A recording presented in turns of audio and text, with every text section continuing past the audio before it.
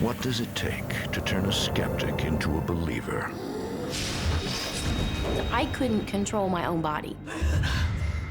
Mark and Rebecca Spencer are about to learn the hard way. It was about 5 or 6 seconds of sheer terror. Their dream house turns into a nightmare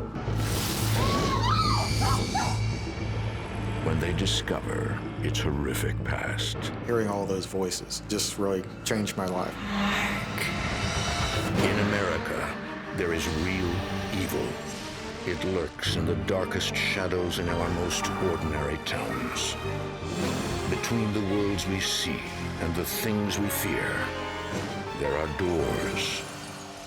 When they are opened, nightmares become reality.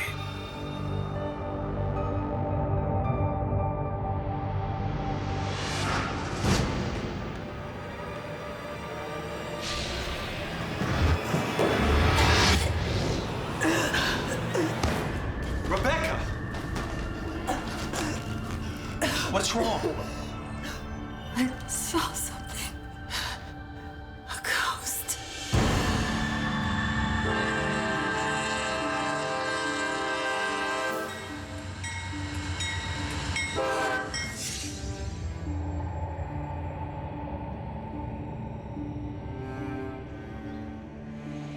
Monticello, Arkansas, 2005. For the past 18 years, Mark Spencer has been a department chairman at a university in Oklahoma, but he's interviewing for a new position at the University of Arkansas. I ended up coming out here for the interview. Rebecca and the boys came with me, and we found the town charming, and I was really drawn to the sense of history here. Look at that one. While out walking one afternoon, a large mansion catches Rebecca's attention. We just looked at it in almost disbelief that a house like that existed because it was so unique. If we're gonna move here, I want that house. I was rather drawn to Monticello in a somewhat mysterious way, I suppose. I could have stayed where I was, which would have been safe. I would have made more money, but I just really felt drawn to the town.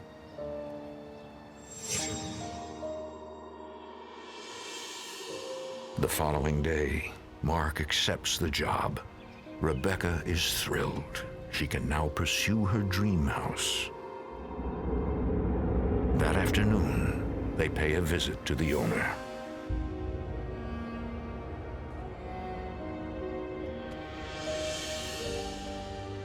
I wanted that house. Short of the devil walking out the front door, I was gonna buy it.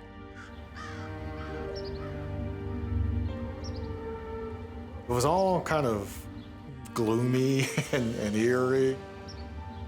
What am I supposed to say? Well, just tell him you're the new dean of the university and you love the house. If she doesn't slam the door in your face, tell her you want to buy it.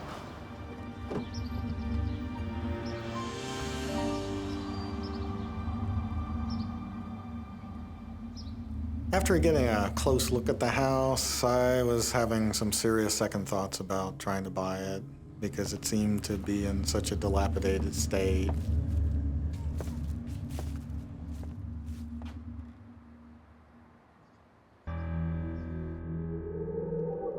But what Mark doesn't realize is that this house is not dead. It's very much alive. The same shall drink of the wine of the wrath of God, which is poured out without mixture into the cup of his indignation. And he shall be tormented with fire and brimstone in the... I think the idea that frightened me was that whoever owned this house would be listening to such a radio program in the middle of the afternoon. I was a little bit afraid of what the owner was going to be like. No rest day nor night, who worship the beast and its image, and whoever receiveth the mark of his name.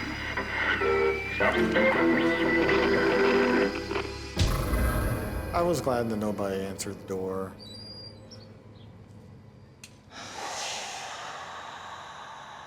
This place looks like a money pit to me. Although the house is in disrepair, there's something about it that still fascinates Rebecca. I think he was trying to discourage me, but it didn't work. I still wanted the house, it didn't matter. It didn't really matter what he said. The Spencers ask everyone they know about the house on North Main Street, hoping someone can lead them to the owner. We thought maybe we could go to a real estate agent, and the real estate agent could approach the owner and see whether the owner might be interested in an offer. We're interested in a particular house. Great. It's the one on the corner of North Main and Oakland. You mean the Allen house? Hasn't anyone told you? It's haunted. I just figured, it's a small town. Every small town has a haunted house. And she just said, well, that's not the kind of house you want to talk about. It's not for sale or anything, and the woman that owns it would never sell it anyways. I'm sorry, but I can't help you with that house. I didn't immediately assume that there was something weird about the house. No, I was more inclined to think there was something weird about the real estate agent. In the meantime, Mark investigates the haunted history of the Allen house. He wonders if the rumors are true. I did an internet search one day, just, typed in Allen House, Monticello, Arkansas, and a whole bunch of websites came up, and they were all about paranormal activity associated with the house. And apparently the house had a reputation for paranormal activity for over half a century. The house was built in 1906 for Joe Lee Allen, one of the wealthiest businessmen in Arkansas. Allen had 3 daughters. Liddell, the middle child, was apparently his favorite. Liddell Allen got married when she was 19. The marriage didn't last. Liddell moved back to her childhood home where she lived with her mother. It was there that she committed suicide on Christmas night, 1948. No one knew why.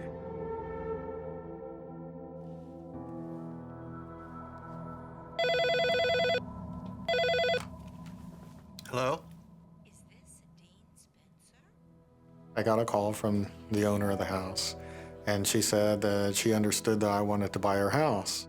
She said that she would have to meet us, and after she met us, she would decide whether she would consider talking about selling the house. Mark and Rebecca will need to wait several weeks until the owner returns from an out-of-town trip. But in the meantime, they often visit the Allen house, anticipating the day they can finally go inside. Are we really gonna live here? Maybe. Definitely. Oh, that must be Miss Marilyn. I saw a woman sitting in the window, and she looked like she was sitting at a desk maybe, reading or writing a letter. Come on, guys, let's go. We don't want to activate the neighborhood watch. I didn't want her to look and see us and then recognize us later and think, oh, well, they were stalking the house. But finally, the day comes. Mark and Rebecca will step into the Allen house for the first time. Welcome to Allen House. I'm Mark. We spoke on the phone. I definitely anticipated some sort of magic when I walked in the front door, and it felt that way. It felt like I was walking into something that was even better than I had imagined. The lady who owned the house had a lot of nice things. So it looked good, but it also felt good. I had a good feeling about the house. It felt warm. The second floor isn't in such good shape. This is the master bedroom.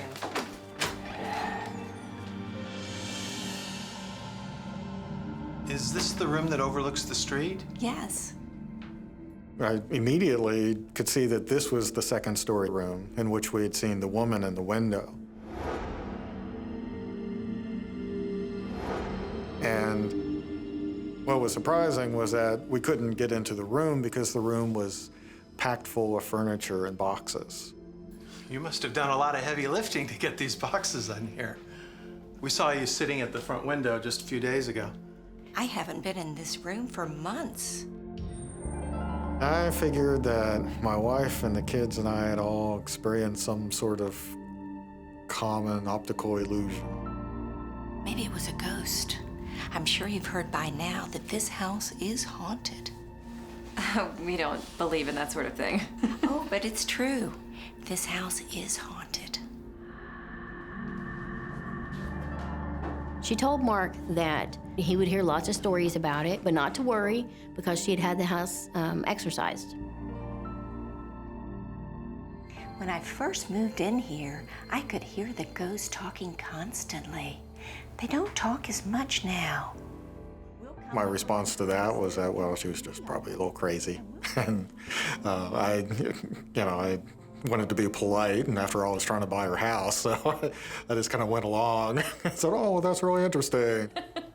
Well, we've got to be going. We've got to pick our son up from school, but thank you so much for showing us your beautiful home. Glad you like it. I think the house likes you too.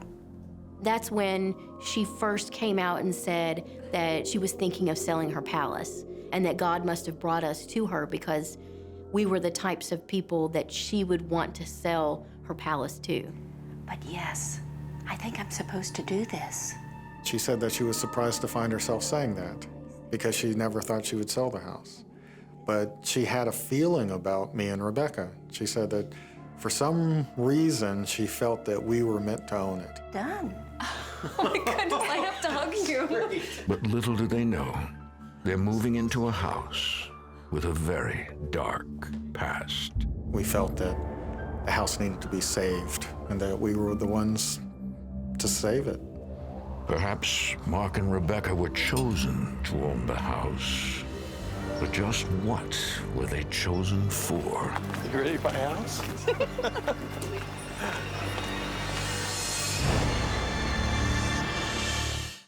Would you have a stranger come into your house and look around? No. Sorry. I just knew right from the start, when the kids started showing up at the door and then later adults showing up at the door, that the house was of interest to everybody. And there was no way I was going to be able to just say, go away and don't come back. In the following months, the Spencers concentrate on renovating the historic house. Have you been at this long? Just started, actually. I convinced Lauren to take the kids. We did most of the work ourselves because we enjoy hands-on projects, but also for the financial reasons. Taking on the project and hiring someone to do every little part of it would have just been too costly. Could you run up to the attic real quick and grab me a screwdriver? No problem. I was working 50 to 60 hours a week at the university, and then every spare moment I had, I was at home working around the house. I don't think that I could have worked as hard as I did on the house if I wasn't so much in love with the house. While Mark loves the house, he's also mystified by it.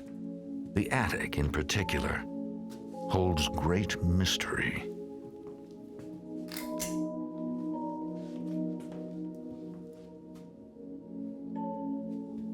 I was fascinated with the attic. In a way, I loved the attic, but I also was afraid of it. And I can't give you a rational explanation as to why I was afraid of it. But right from the start, right after we moved into the house, I was somewhat afraid of it.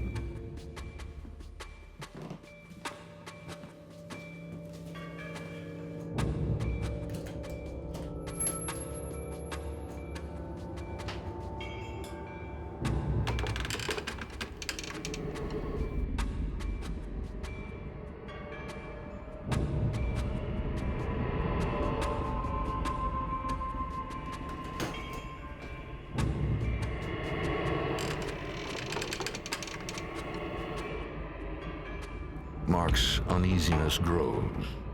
Someone or something is watching him.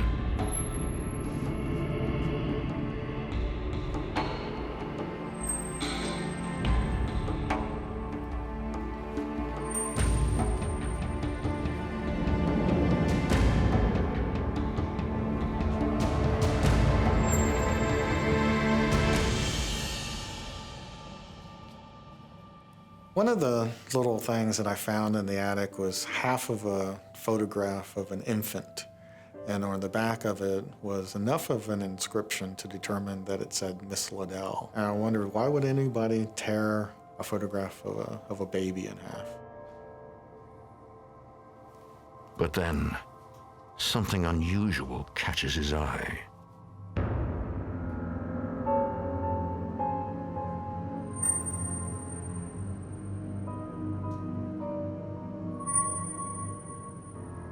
I stood there kind of mesmerized because it was such an interesting play of light and shadow, I thought. You know, I was trying to figure out where the light was coming from and how my shadow was getting cast all the way around the other side of the attic.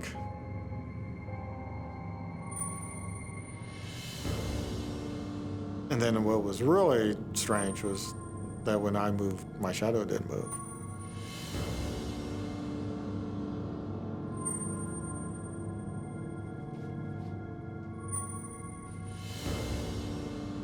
And I thought, oh, okay, well, I've been working too much.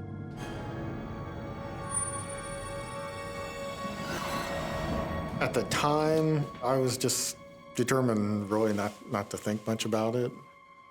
I figure, well, there must be some explanation. I just don't have it at the moment.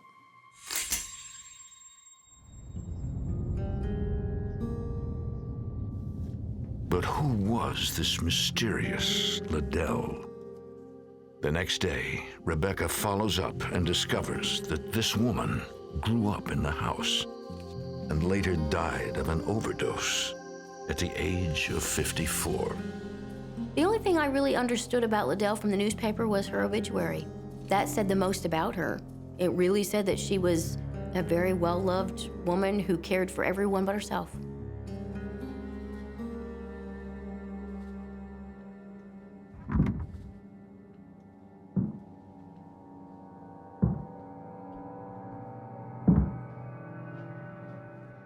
I heard 4 very heavy footsteps above me in the attic.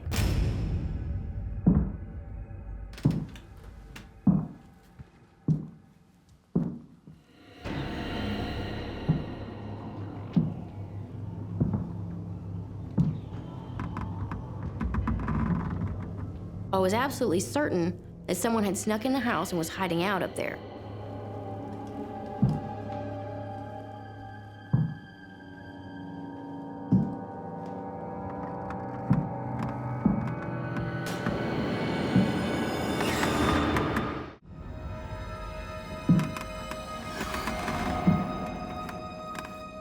After hearing footsteps in the attic, Rebecca believes an intruder has broken in.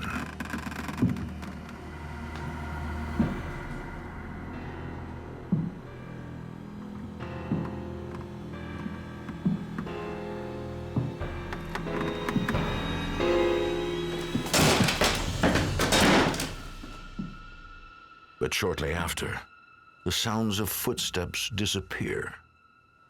It made me pause. It made me go back and think about some of the stories people had said about the house. Things I had disregarded, things I thought were silly, now became a reality to me. Those became real stories because now they were my stories. In the following days, the Spencers discuss a more concrete problem with their new house. We have got to hire someone to come in and insulate the walls. The electric bill is getting higher and higher every month. We were quickly going broke doing these renovations. Paint and wallpaper and lumber, all of these things are pretty expensive. Oh, we got a letter from those ghost hunter people. I'll take a letter any day over people just showing up on the front porch. I had to turn another one away today. She must have been 90, and she was pushier than the kids, as if she expects us to give guided tours. Well, why don't we? I mean, Halloween is coming up. We could charge $5 a head. It would help pay for the renovations. Well, when Rebecca came up with the idea of giving some tours at Halloween, I thought, well, it can't hurt. On Halloween night, the Allen house opens its doors to the public for the first time. You're not going to believe this. The line stretches all the way around the block. I thought it'd be great if 50 people showed up and paid to tour the house. And we had 600. Welcome to Allen House. Some of the people, when they came up on the porch to wait for their turn to go in the house, were so scared that they were shaking. They thought something was going to just jump out and get them, and they were going to have a real, true haunted experience. The Spencers have hired a group of local students to lead the tours. All right, first group, follow me, please. One of those students is Shane Curry. That first group was really more interested in like the ghost stories. That's what they really came for. You've all heard about Liddell Allen, who supposedly haunts this house. This is the room where she killed herself. Right over there. It was Christmas Eve, 1948.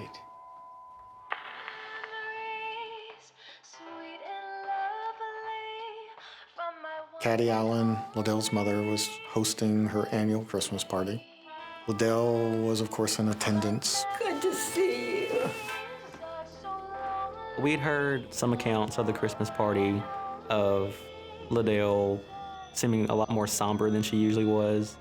By the end of the party, Liddell appeared disheartened, but no one could understand why an otherwise cheerful woman seemed so depressed. At one point late in the evening, she prepared herself a plate of hors d'oeuvres and a glass of punch, and she went upstairs.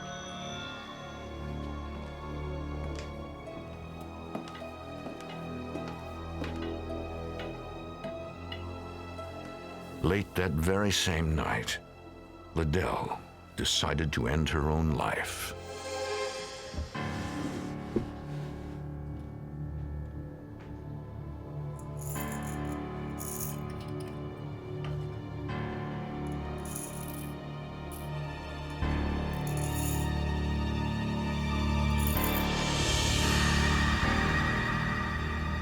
She suffered for about a week before she finally passed away.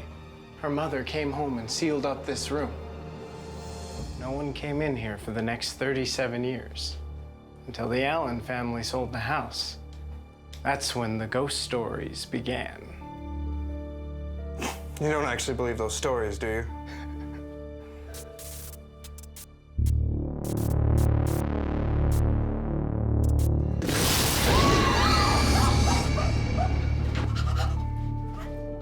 In the middle of the story, the lights flickered and a shirt flew out of the closet. Nice trick. Did you break that up with some wires or something? I didn't do that. Everyone looked at me like, how did you do that? That was cool. And I'm like, I don't know how that just happened. Yeah, right. See for yourself. And I'm freaking out because I don't know why that just happened. He goes and he looks and there's nothing in there but a pile of clothes. I don't want to be in here anymore. People were definitely freaked out once they realized that that was not, a gimmick, that we hadn't planned for a shirt to fly out the closet. Some of them wanted to go ahead and leave. Some of them wanted to hurry up and finish the tour. It is obvious that LaDell does not care for the idea of strangers touring her home. And she'll make sure they'll never come back.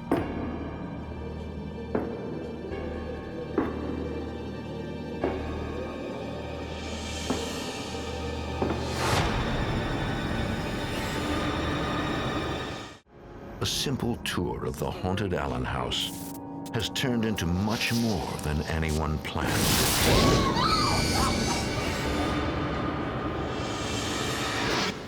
Thank you for coming. Thank you for coming. I saw her. She's still here. Who? Liddell. We had an older lady on the tour who came up to me as she was leaving the house and told me that when she was on the second floor, she saw a lady in a Victorian dress. She was saying she thought she had seen Liddell. Why is she so sad? I don't know. People who came on the tour, they all wanted to know what our ideas were or what we knew about Liddell's suicide. And the fact is, nobody knew why she had committed suicide. Thank you so much for opening your house to us. I'll never forget this. I saw her.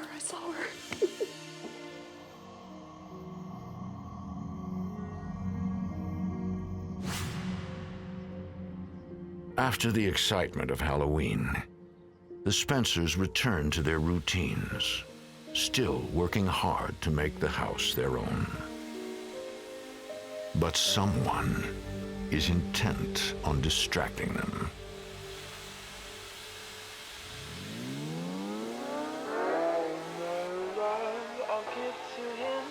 and we will start anew. When the stars above make my wish come true, then my memories will never be lonely. When my one and only returns to me. I put the needle down and it stopped instantly. And what's odd about that is that it's wound up with a spring. So if someone had actually wound it up and you were to put the needle down, it would either play or it would just slowly wind itself out. But it stopped instantly, so it wasn't wound at all. Rebecca goes upstairs to tell her husband what she saw. But something stops her dead in her tracks.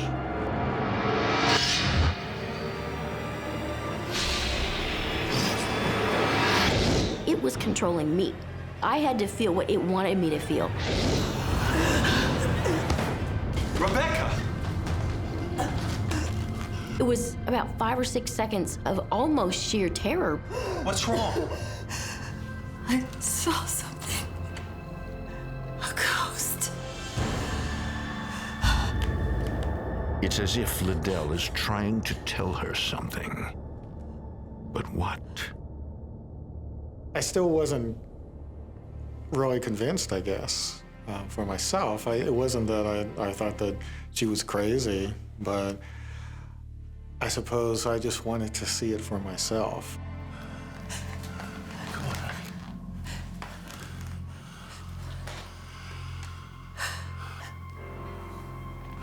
I think maybe it's time we let one of those paranormal groups come and investigate. I wanted concrete evidence of paranormal activity before I was going to be able to say, yeah, this house is haunted. The Spencers invite a team of paranormal experts from Louisiana Spirits to conduct an investigation of the Allen house. Among the investigators is Bess Maxwell. You could feel the history of that house, and you could feel the house. I don't know that I've ever been any other place that you could just feel the spirit of the house like the Allen house. We really didn't understand what the protocol was for having paranormal investigators in one's home. So we sent the kids off to friends' houses for the night, and Rebecca and I decided that we would go out and leave the house to the investigators. We've never left anyone alone in the house before. Don't worry. We do this kind of thing all the time. We'll be fine. Rebecca Spencer's concerns were, she always felt that the Allen house had its own distinct personality. She looked at the house as being almost a person in and of itself. And she was just kind of worried that, as strange as it sounds, the house would not like us being there. You ready? I guess so. That night, I felt that something was a little off. Mark felt something was a little off. We just weren't sure what to do, so we chose to leave. But I think we both knew right from the start that we shouldn't do that.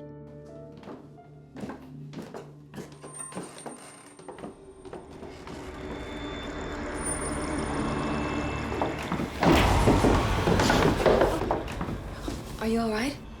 I felt a little dizzy coming down the stairs. I didn't think too much of it at the time. I thought, well, maybe I need to eat or something. But I did. I felt like the air was suddenly charged in some way. I'm okay. Come on.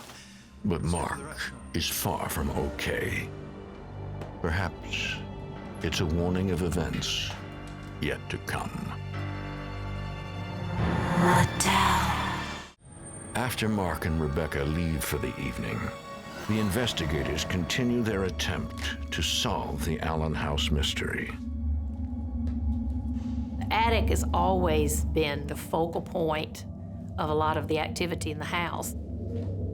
Bess uses an EMF meter to pick up on electronic frequencies. When it lights up, it suggests the presence of spiritual activity.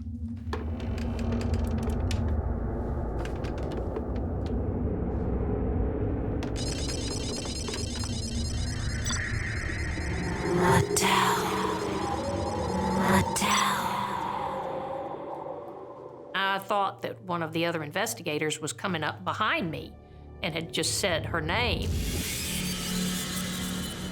She had not been behind me. So where the voice came from, I don't know.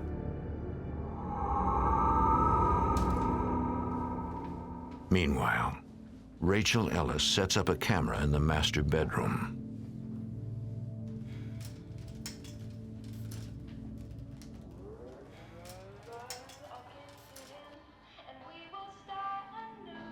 I could hear a lady singing really softly, but there was nobody in there with me. Maybe nobody inside.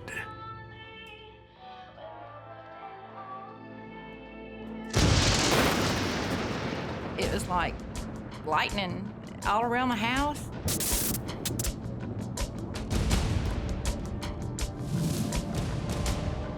What happened? I don't know. Everything is dead except the audio recorders. All electricity went out. There was no electricity whatsoever, but our recorders were still up. I saw sparks outside just before the lights went out. Must have been a transformer. The neighbors still have power. Then we realized that, well, it couldn't have been the transformer because we were the only house with no electricity. The houses next door, on either side, the house across the street, their lights were on. So it was just us. I better call Rebecca.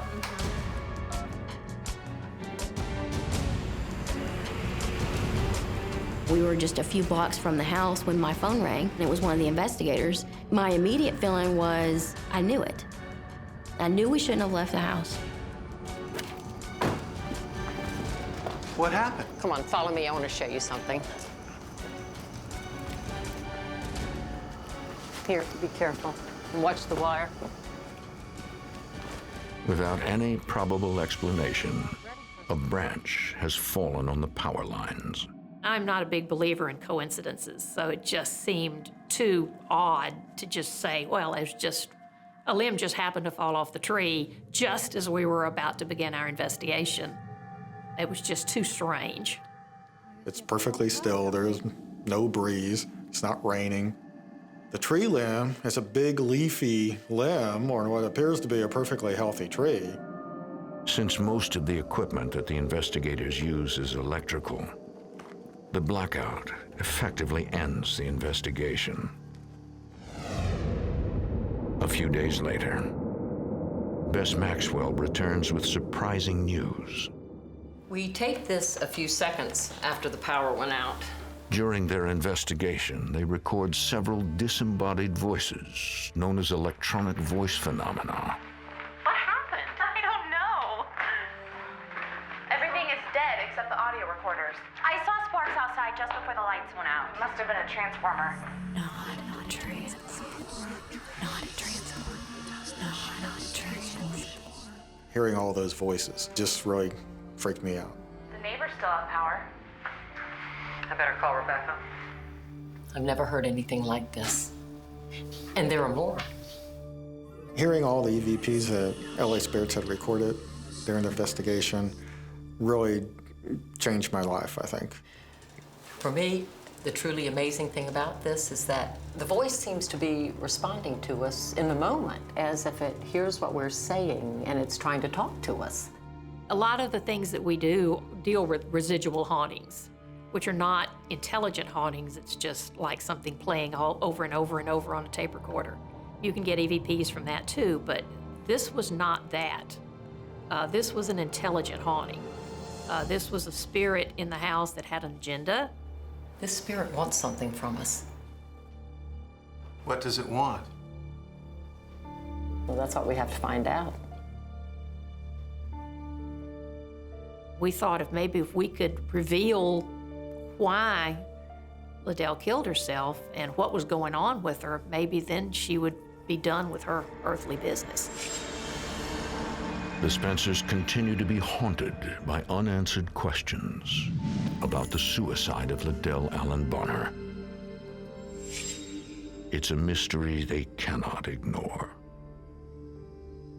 Mark has tried to understand things rationally, but now his instincts take over.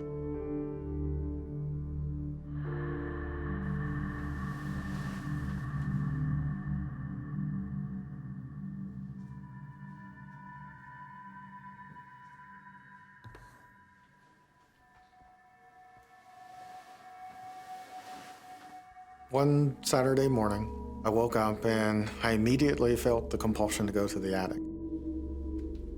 I was arguing with myself that there wasn't any reason to go to the attic because I had scoured the attic many times and I was convinced that I had found everything that there was to be found. But this voice in my head just was nagging me, you've got to go to the attic.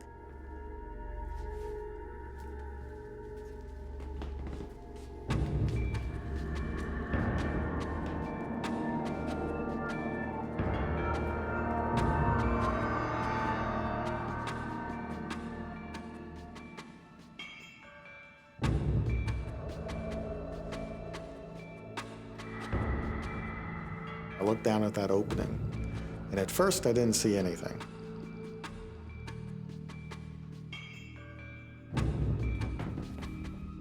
Still, there's, like this voice in my head telling me, look closer.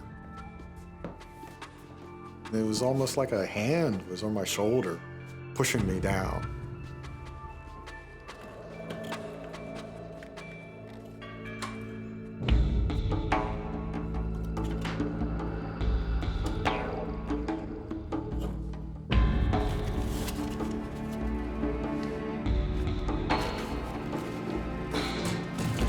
I opened up their large brown envelope, and it was full of smaller white envelopes. And these were all letters.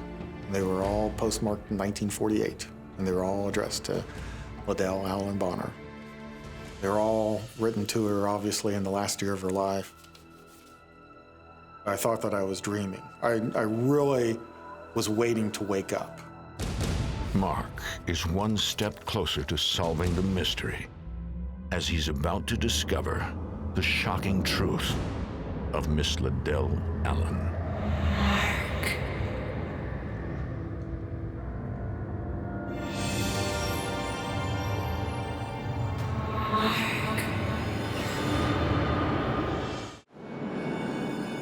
After trying to decipher the paranormal disturbances in the house, Mark is led to the attic and discovers a stash of hidden letters. The truth behind Liddell's suicide is finally before him.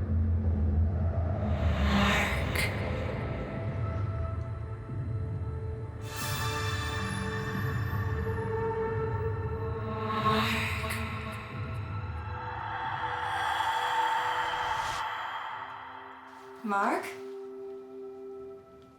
I literally blinked fast several times, and it was Rebecca coming toward me. What's wrong? I think that the transition between seeing Liddell and then seeing Rebecca, I think that it was meant that way. I think that Liddell was probably using Rebecca's energy to show herself to me. I know why Liddell killed herself.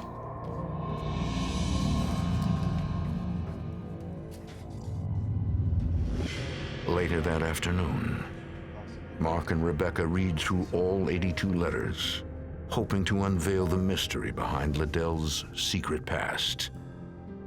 Obviously, these were letters from a man who was madly in love with Liddell. You certainly are as near the Dell I knew years ago as you could possibly be. Liddell's admirer was a gentleman named Prentice Hemingway Savage. Prentice was vice president of Texaco Oil in 1948. He lived in Minneapolis, Minnesota, but he had grown up here in Monticello. Liddell and Prentice dated as teenagers. Years later, as adults, they rekindled their love. Hello, Dell. But this time, something was different. Prentice was married. In July 1948, Liddell arranged to meet Prentice in Milwaukee. It ended on a promise to spend the rest of their lives together. Liddell returned home, and they began making plans through a series of letters. But then, Prentice stopped writing. Reality just got in the way, and this man couldn't leave his wife because he couldn't accept the scandal that his wife would stir up in the newspapers because he was vice president of Texaco Oil. And on Christmas night, 1948, Liddell finally sealed her fate. I think that she hoped that Prentice would arrive, would show up, would surprise her. Michael, come on in. The man she loved never arrived. Her dreams were broken, and she gave up hope of ever being happy again.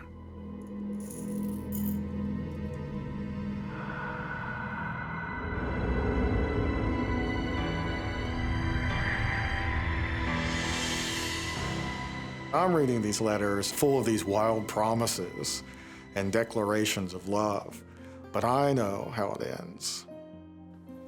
She knew he wasn't coming back. I felt sad for her, and at the same time, I felt a sort of happiness that now we knew, and obviously she wanted us to know. We would not have discovered those letters any other way. She had to have wanted us to know the story.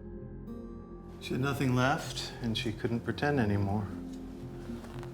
We'll make sure everybody knows that. From the first moment we saw the house till now, all of it has felt like it was destiny or some sort of fate that brought us to this town. I really feel like we are where we're supposed to be.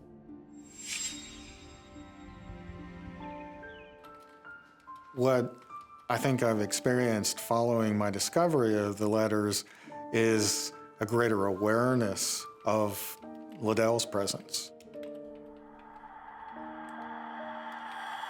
I think that connection she made with me the day that I discovered the letters has, opened a sort of door, and there is a connection between me and her. Mark has no doubt that Liddell has chosen him to tell her story. He decides to write a book about his experiences, the house, and the truth behind the untimely death of Liddell Allen Bonner.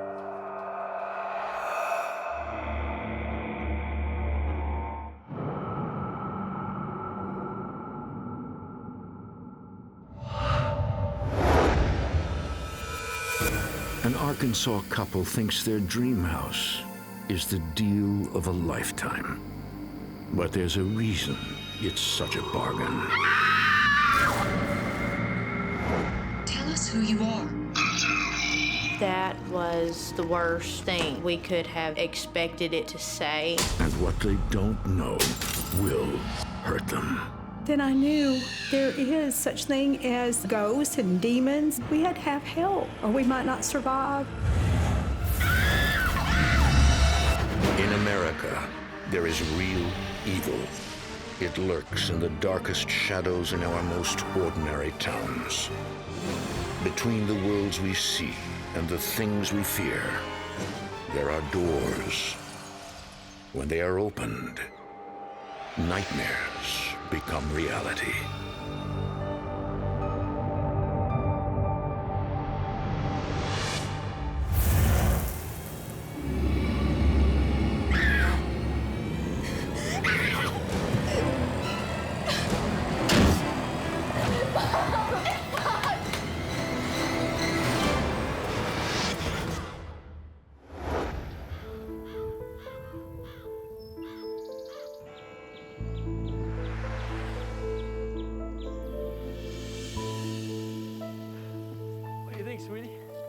In the summer of 2001, Terry and Blake VanLandingham find the perfect house for their large family in their hometown of Wynne, Arkansas.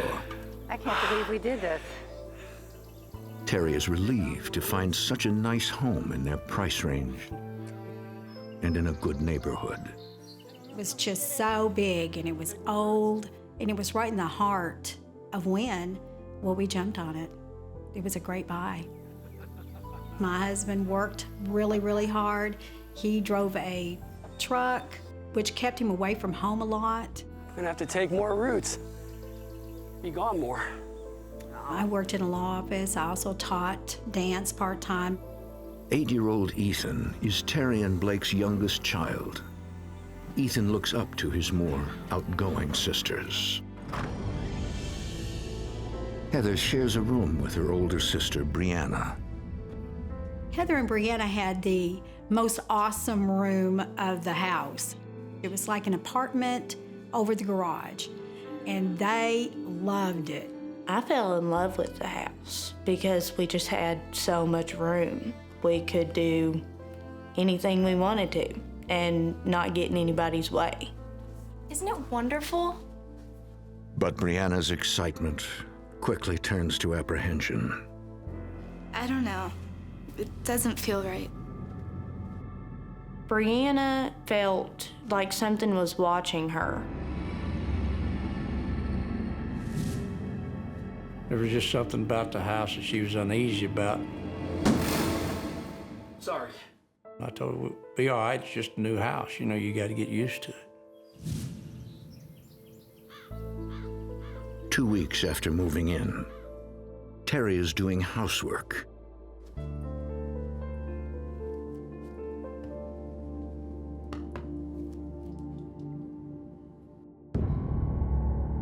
When she discovers that photos of the children have somehow been turned around. And I thought, who would do that? That is crazy. Terry thinks one of the children moved the photos as a prank.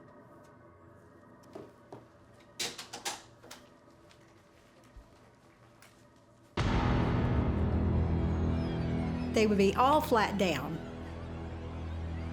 And the ones on the wall would be turned backwards. And I questioned everyone in the house. Are you turning the pictures around? And the girls then said, our pictures are turned backwards upstairs too. There were no explanations for that. That was just the beginning. A month later, Heather and Brianna have another experience that defies explanation. Hey, Heather, have you seen my hairbrush? No, you can use mine. I think it's on the dresser. Okay.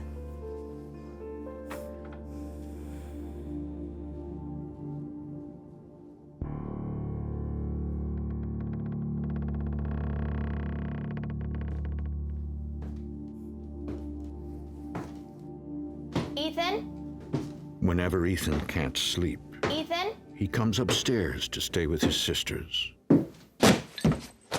Ethan! We heard this falling down the stairs. We were afraid that it was Ethan. We ran out the door expecting to see Ethan down there. And there was absolutely nothing there.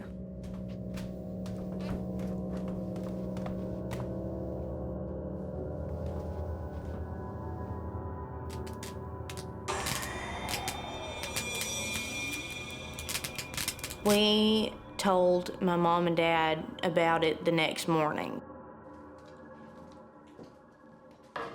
Mom, we heard some noises last night, like someone falling down the stairs. You heard noises? Yeah, but then when we went to go check, there was no one there.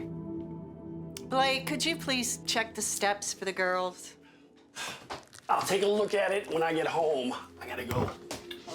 Okay. I don't think they really believed us. Seriously?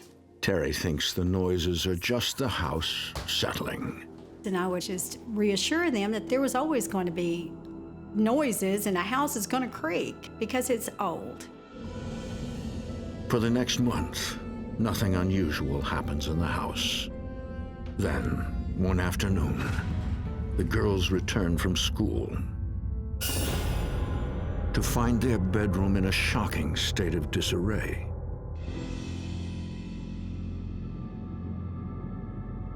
Why would anybody do this? Mom! Who was in our room today? Oh, girls, clean this mess up. Mom, we did not do this. Someone was in our room today. Nobody was in your room today. Now, please have it cleaned up before dinner. But we didn't do this.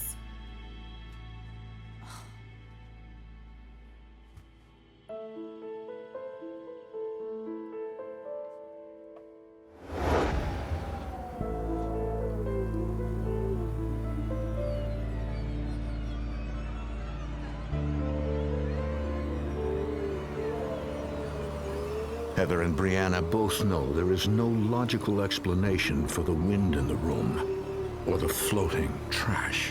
The only thing that I could think of was ghosts.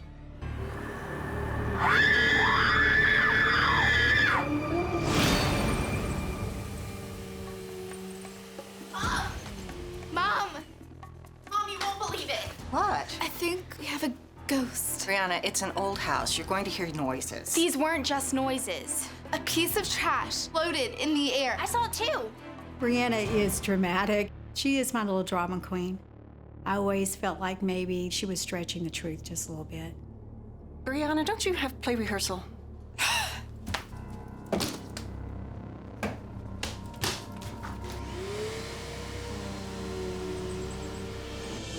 Over the next several months, Heather and Brianna continue to have strange experiences in the house. They have no idea. This is just the beginning of a series of events that will tear their family apart. Ethan! Teenage sisters, Heather and Brianna VanLandingham, believe a ghost is responsible for strange sounds, objects moving and even levitating in their home. But nothing has prepared them for what happens next. I had gone upstairs to get dressed for church, and I saw Brianna standing in the bathroom brushing her hair. Hey, Bree. What do you think? The blue one or the green one? And I carried on probably about a 20-minute conversation with her while I was picking out my clothes and getting dressed. Well, I'm gonna go put this on. I'll meet you downstairs. Bye, Heather. I love you. That was really weird to me, because why would she tell me she loved me if she was just gonna see me in a minute? Bye. Love you too.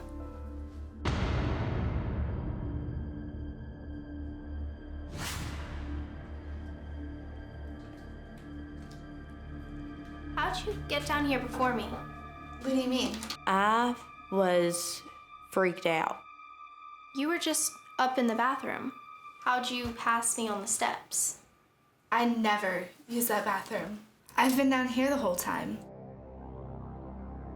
My mom assured me that there was no possible way that I had talked to Brianna upstairs in the bathroom, because she had been doing Brianna's hair the whole time I was upstairs. You couldn't have seen her. When I thought about it, I never saw her face.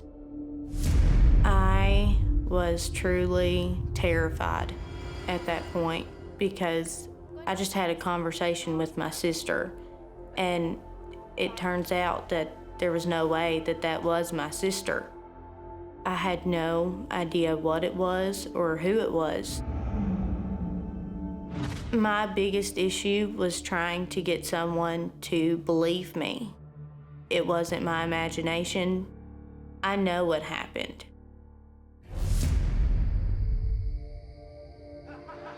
A few nights later, the entire family will become convinced that they are not alone.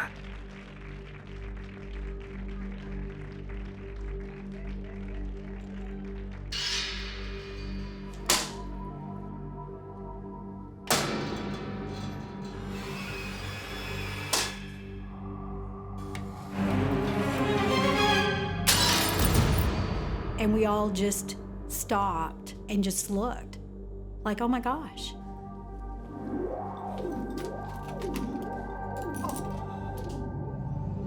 But their strange evening is far from over. It sounded like a body being thrown down the staircase.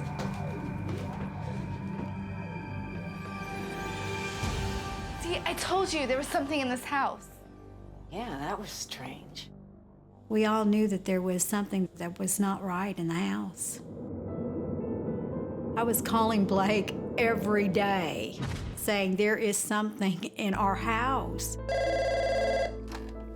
Hello? It's me, thank goodness you're there. There's strange things happening at the house. We're hearing all kinds of stuff, like it was like a Slow binding. down, Terry.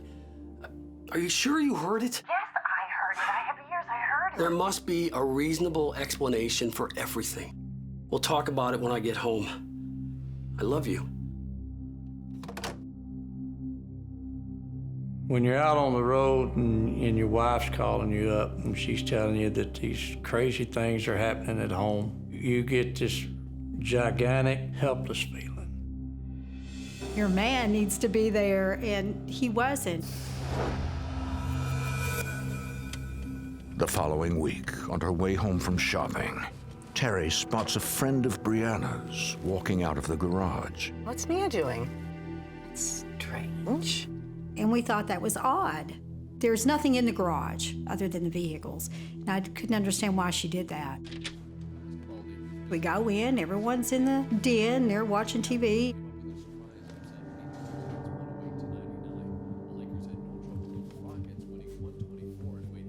Mia, what were you doing outside? I never went outside. But I just saw you come out of the garage. No one's been outside. We never saw her face, you know. But if it wasn't her.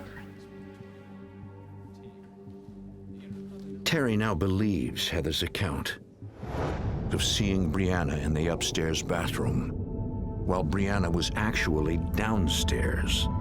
But Heather never saw her sister's face. Here is another time that someone else has presented itself, and it's not the person that we thought it was. She fears an entity is taking the form of friends and family. For what purpose? Terry has no idea. That is very scary, because then you're like, okay, are you going to go up and start touching people to make sure that that's them? 3 days later, Brianna is getting ready for a dance recital.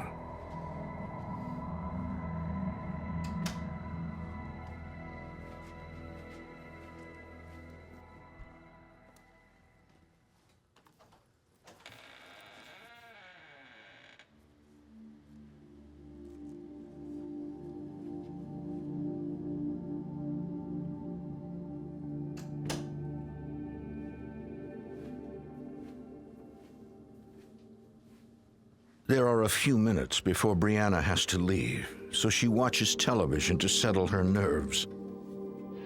Unaware, she's being watched.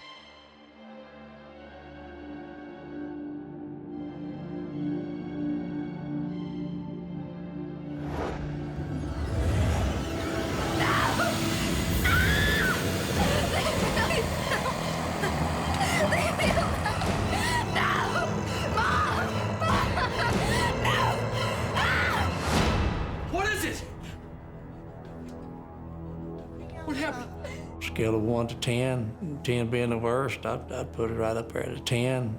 She was white. I just never seen her like that. Something attacked me. Oh, honey, are you okay?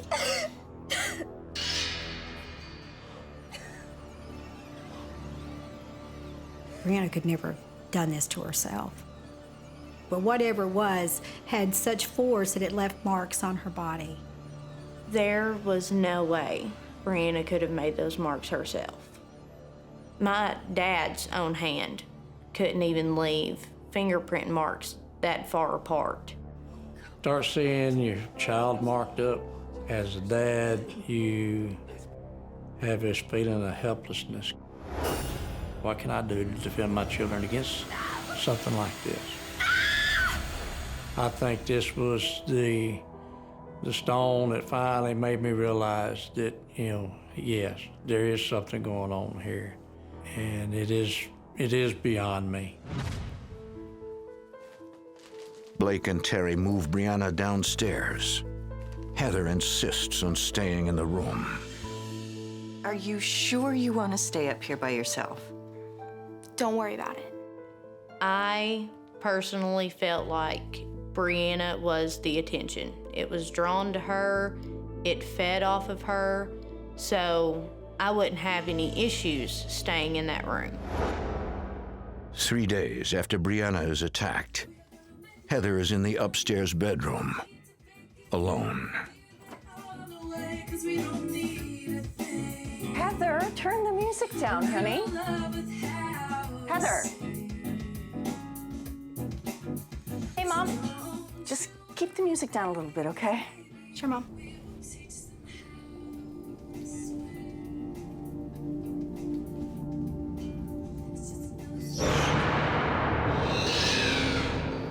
Several days after an entity attacks her sister Brianna in their bedroom, Heather VanLandingham is alone in the room. She believes the paranormal activity in the home is focused on Brianna, not her.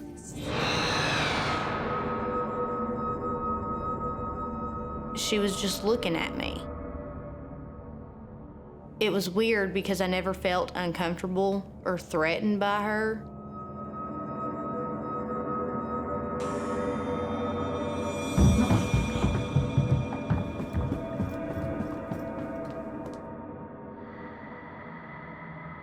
I really feel like she was trying to let someone know that she had either fallen or been pushed down the stairs. Terry calls her sister, Hi, Patty. who has lived in Wynne a long time, and asks her if she ever heard about anything unusual happening in the house. Maybe somebody falling down the stairs or fire? Did someone die falling down the stairs in this house? When did you say this was? Terry learns that in the 1950s, the upstairs bedroom had been rented out as a sort of boarding house. Do you know anything other than that? There was, however, no record of anyone dying there.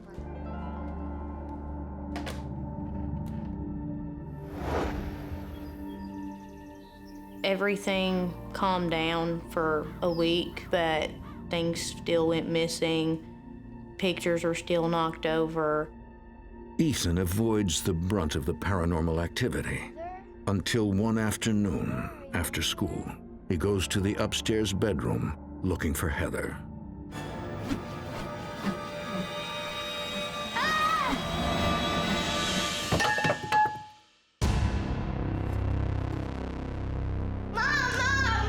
He came barreling down the stairs and he said, Mom, I just had a bat thrown at me upstairs. Terry believes Heather should not stay in the upstairs bedroom alone. I never wanted to move out of my room.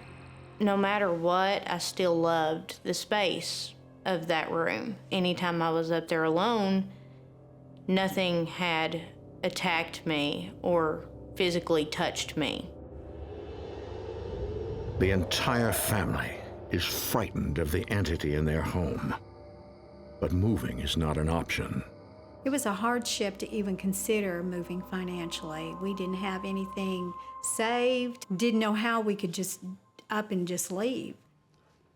We are going to pray because I think that's the only way that we're going to get rid of it. Let's hold hands. I gathered my family together just before I left going out on the road. And I prayed for God to deliver these things from our home, asking protection on my family while I was gone.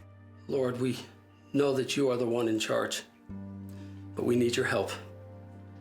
Because whatever's going on here is totally out of our control. Please bless this family, Lord. The family prays daily for help, but the paranormal activity continues. We were getting weary. It was really a test of our faith because we had been praying every day for so long for something good, and it never happened. Several weeks later, the family's nightmare takes a much darker turn. Brianna goes up to the bedroom to retrieve some of her belongings.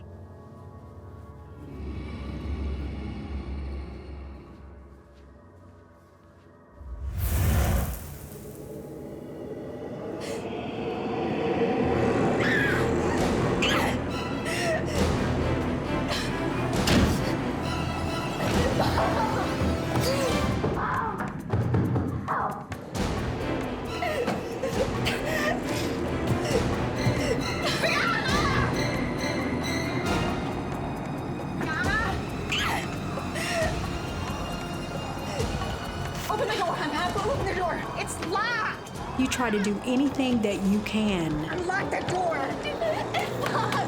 to get to your child when they're screaming like that. And yet I could not get inside that room. Mom, hurry. What's going on? I try to find anything I can that's going to open up the door. Brianna? Bree? And when I get back up to the door, it was silent. There's nothing coming from the room. Terry has no idea what she'll find behind the bedroom door. Open the door, open the door. Terry VanLandingham struggles to free her daughter from the grip of a violent entity.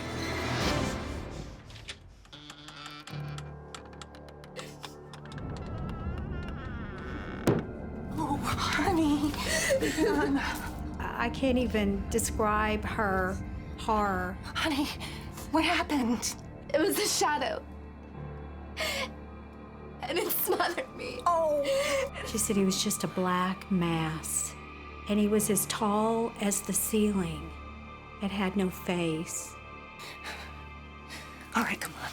Let's get out of here. I made the decision for her. She was not staying there anymore. Terry and Blake send Brianna to live with family in town. Come on, it's not like I won't see you again. I would get her in the mornings, bring her home. She would change her clothes and go to school.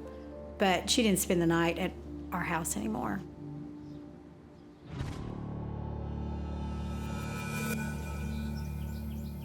Then I knew that there is such thing as ghosts and demons, and we had to have help, or we might not survive. Started researching anything I could get my hands on that had to do with the supernatural. An internet search leads Terry to the Central Arkansas Society for Paranormal Research, or CASPER. She speaks to the director, Karen Schillings. As a ghost hunter, my quest is to provide people with irrefutable evidence that ghosts do exist. Karen finds the VanLandingham family credible. She decides to bring her entire team in the following week and conduct a full investigation. The paranormal experts will attempt to document the entity's presence using cameras and electromagnetic field detectors. A psychic is also on the team. When we put a compass in the front room, it spun in circles. Well, what do you think? Look. The psychic that was with me said that most likely that indicated that we were standing within a portal to another dimension.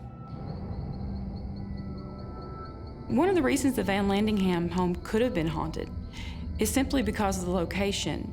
Some areas are natural portals, and spirits can come and go easily through these portals. Paranormal experts believe naturally occurring electromagnetic fields can create doorways or portals where spirits can enter the physical world, even spirits who, in life, had no connection to the location. When we heard about a portal, we were horrified, but at the same time, it gave us security knowing that there really are that many spirits in our home and that we weren't just going crazy.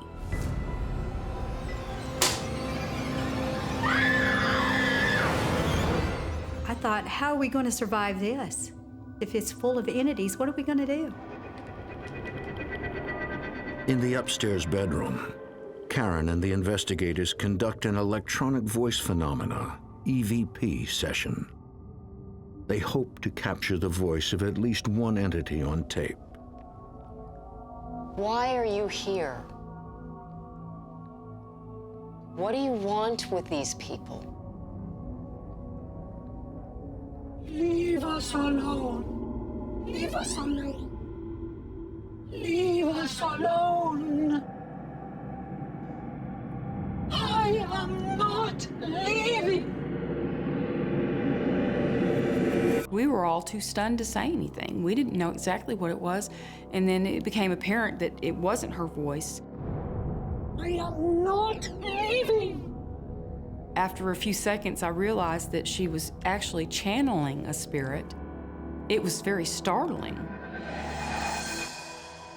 It just, as quickly as it happened, it was over. What happened? Are you okay? The message was that no matter what, this thing was not leaving. Karen ends the investigation. It will take at least a week to process the audio and video recordings. The next night, Blake feels the need to conduct his own investigation. There's things that hasn't been answered for me, and I still got to have some answers. Blake sets up a camera in the upstairs bedroom. He plans to spend the night in Brianna's old bed and capture any strange activity in the room on video.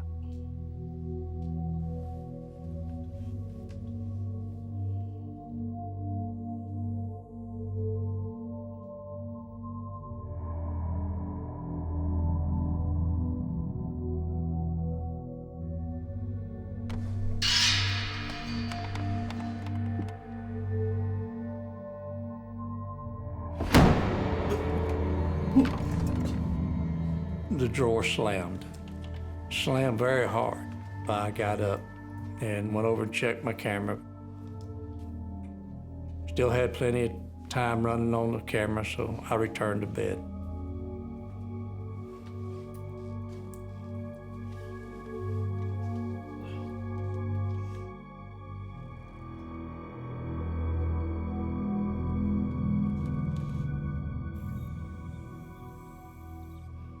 The next morning, Blake reviews the tape with his family.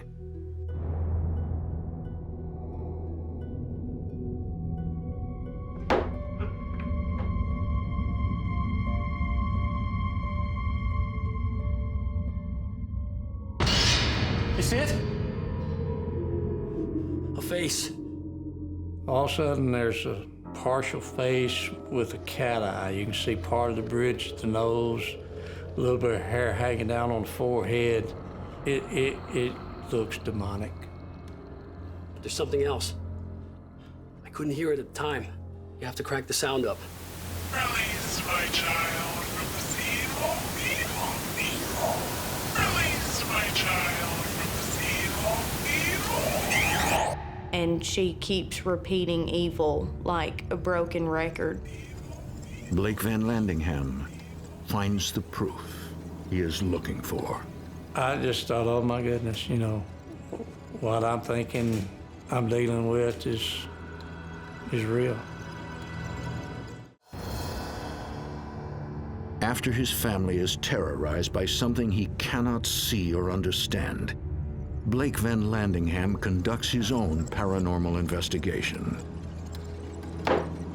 There's no doubt I've got something in my house. I've never seen anything like it and hope to never meet anything like it personally. A few days later, paranormal investigator Karen Schillings returns with her findings. I've got something I really need you guys to hear. Her team has amplified the recordings they made in the upstairs bedroom. Using filters, they are able to isolate what sounds like voices. We picked up a lot of interesting EVPs. Here. Leave this house. You can hear someone say, "We hate you. We want you out of here. Get out of our house." Tell us who you are. The devil. That was just the worst thing that we could have expected it to say. Even though it felt like we had been in hell in that house, we never expected that. What are we supposed to do? I'm just an investigator. I collect the evidence. Karen tells Terry she has no power to make the entity or entities leave. I advised Terry and her family to call their clergyman to have the house blessed. 3 nights later, their pastor arrives to bless the home. It's hard to go to your pastor and tell him you've got evil things in your house. But we thought that if he came and prayed, that would help remove this bad spirit from our house. Lord God Almighty, we come before you to rid this home of the evil forces occupying it. We know only you have the power to bring light to this darkness and to restore peace to this family. There was a rush of cold wind. It was like a breeze around us. I felt it was the evil entities just encircling us, just taunting us. I was trembling. You could feel just evil in that room.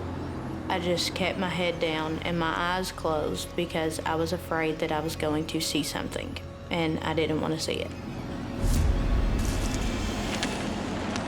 Amen. I knew that this prayer was not working. We were saddened by that because we really had hoped that that was going to drive it away.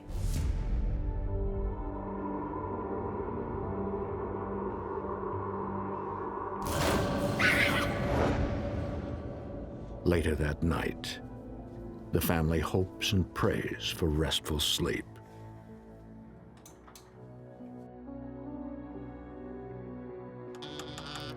I heard something come into my room. Ethan would come into my room on many occasions and sleep with me because he just never felt comfortable in his own room. I felt something crawl over my feet and just ease under the covers like Ethan always did. And I rolled over.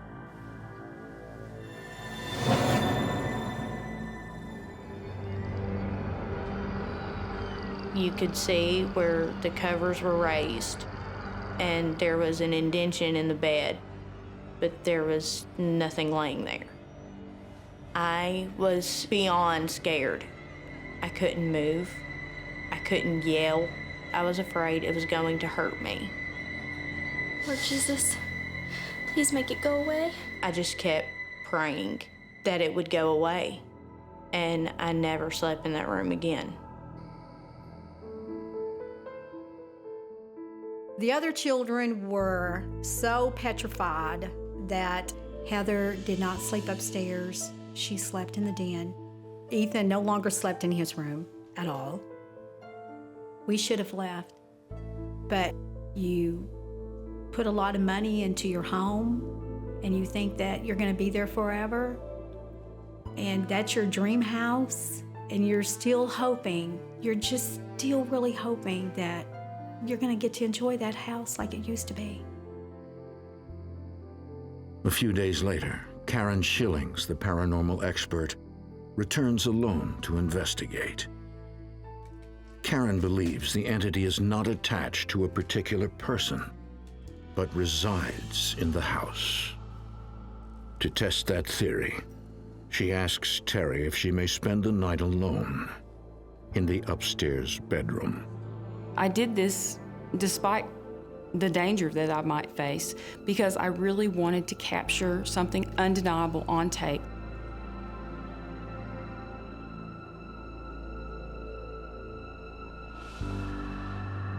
I could feel it before I saw it.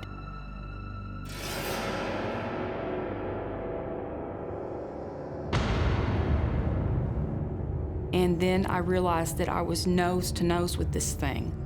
It was horrifying.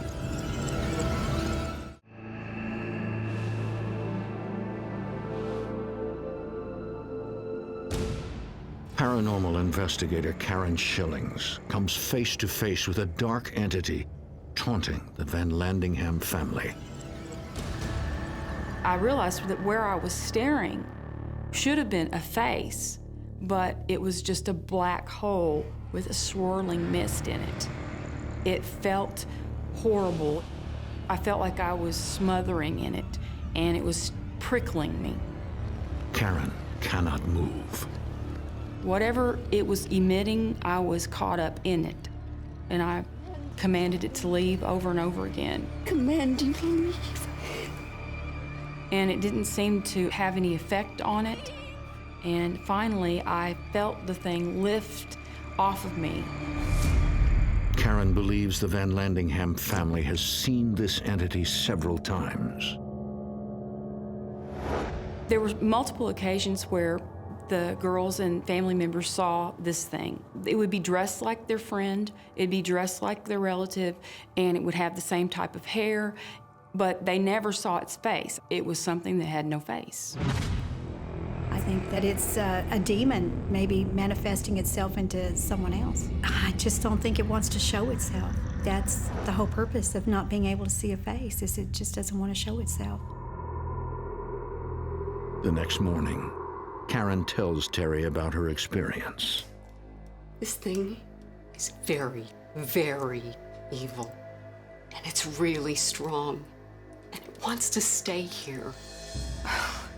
I've come to the conclusion that there's not much that you can do, or anything really, to make the entities leave. And the camcorder shut off. I got nothing on tape. What am I supposed to do? I suggest you leave. And pray to God this thing stays behind. She was more than convinced that we needed to leave. It brought such sorrow for us to think that we may not have any other alternative but to leave. For the family, there is no doubt they must move away. But finding a new home will take time. Terry no longer allows the girls to go up to the bedroom alone. But a few weeks later, Heather goes upstairs by herself to get clothes for school. I had gotten more comfortable just going up to the room to grab things by myself without needing my mom or dad.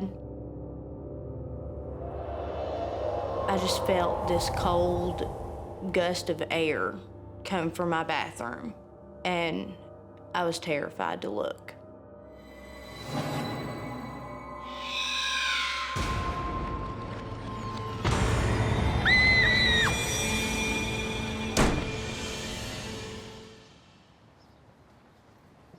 Fearing for their lives, the VanLandinghams finally give up their dream house. This was a house that everybody felt love in. We entertained a lot. And all of our children's friends were welcome. They loved being there, and it came to nothing. Nobody wanted to come anymore. Not even us. They pack up everything in just 3 days and move out. The stress, the fatigue, the trying to keep the family together, it all takes a toll on you. We rented a home from a family member that had several rental properties. Even though the house was very, very small, at that point we didn't care. 2 days after leaving the house, Terry and Heather returned to look for a phone charger left behind. Is it in there? Oh, for goodness sakes, Heather, where in the world did you... Find it. Find it.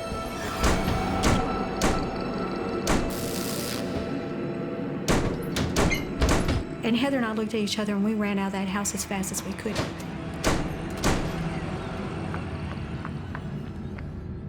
And with that, the entity reclaims the house as its own.